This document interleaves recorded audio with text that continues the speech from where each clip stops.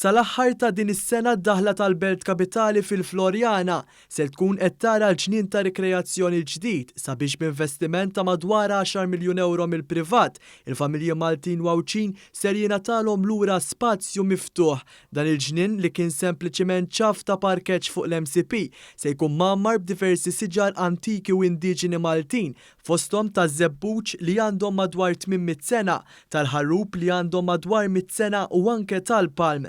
Min barra dan il-proġett tal-ġnien il-parkeġġ tal-MCP se jkun qed jara wkoll żieda ta' 400 post tal-parkeġġ ġdid sabiex itaffi wkoll ftit ieħor mill-piż tat traffiku u parkeġġ fil-kapitali.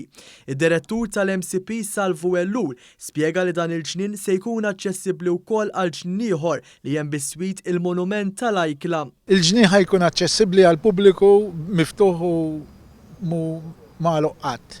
Aħna ħanieħdu ħsieb il-manutenzjoni tiegħu biex jibqa' sabiħ, imma l-aċċess ħajkun li mill-ġnien tal-monument tal-Ajkla sa għall-ġnien tagħna ħajkun hemm bridge li jitaqqad ma' dal-ġnien biex wieħed ikun jista' jimxi minn ġnien għal ieħor.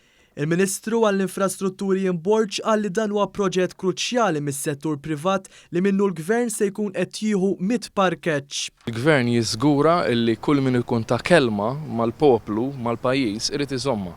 U fil-fatt l-operatur żamma mingħajr ħafna daqta trombi għandek parkeġġ li żdiedu 400 spazju għalih il-Gvern ħajjieħu 100 minnhom sabiex jara kif jaqassamhom mal-entitajiet li jaħdmu fil-viċinanzi, però l-iktar importanti li ġim saqqaf u qed jingħata dan l-ġnien sabiħ ħafna lill-poplu Malti Wawċi. Preżenti għall-konferenza tal-aħbarijiet kien hemm ukoll is-Segretarju Parlamentari għall-Artijiet Krista Ġus li qal li dan il-ġnien se jikkumplementa ġon oħra li hemm fil-madwar u saħaq fuq l-importanza li diversi artijiet qed jingħataw lura lill-pubbliku u jiġu trasformati f'żoni ħodor u miftuħa.